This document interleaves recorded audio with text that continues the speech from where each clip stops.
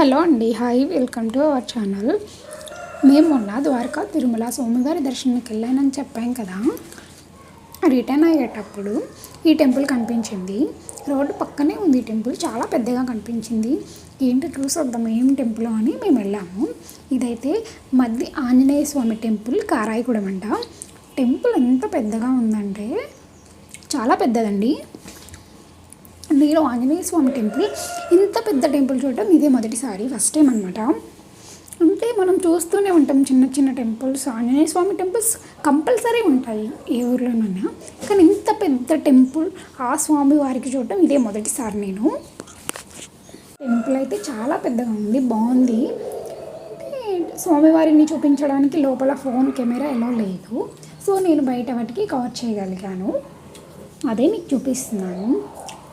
మేమైతే దర్శనం చేసుకున్నాము. దర్శనం కూడా చాలా ప్రశాంతంగా జరిగింది. మాకు తిరుమల స్వామివారి దర్శనంతో పాటు ఇక్కడ ఆంజనేయ స్వామి దర్శనం కూడా అయింది. చాలా హ్యాపీగా అనిపించింది. మనం ఎప్పుడైనా బయటికి టెంపుల్స్ కానీ కొంచెం దూరం వెళ్ళినప్పుడు దగ్గరలో ఇంకేదైనా టెంపుల్స్ ఉన్నప్పుడు ఖచ్చితంగా విజిట్ చేయాలి. ఎందుకంటే ఎలాగో వెళ్ళాము, మళ్ళీ ప్రత్యేకంగా అక్కడికి వెళ్ళాలంటే కుదరదు కదా. ఎలాగో వెళ్ళాం కదా ఈరోజైతే, అది కూడా చూసుకొని వస్తే మనకి ఆ ప్లేస్ ఇలా ఉంటుంది ఒక ఐడియా ఉంటుంది.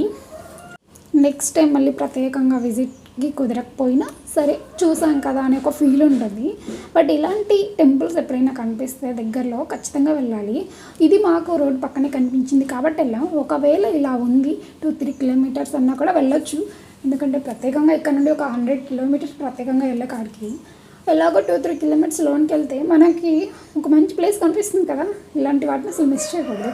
మేమైతే ఎప్పుడైనా బయటకు వెళ్ళినప్పుడు ఒక 20-30 కిలోమీటర్స్ దగ్గరలో ఇంకేదైనా టెంపుల్ ఉన్నా కూడా కంపల్సరీ విజిట్ చేసే వస్తాం. కానీ 30 కిలోమీటర్స్ ఉంది కదా ఎందుకులే అస్సలు అనుకోము. ఎందుకంటే మన ఇంటి దగ్గర నుండి అక్కడికి ఒక 200 కిలోమీటర్స్ ఉండొచ్చు.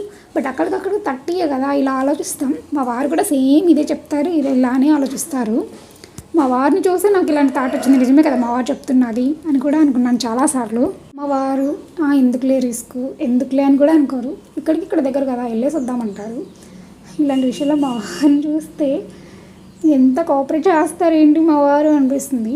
వద్దు అనే ఇది ఉండేదన్నమాట. ఎలాగో ఇక్కడికి వచ్చాం కదా, ఇక్కడ దగ్గర కదా చూద్దాం. అలాగే అన్నవరం వెళ్ళినప్పుడు పిఠాపురం తీసుకెళ్ళారు మా వారు. Thank you. సబ్స్క్రైబ్.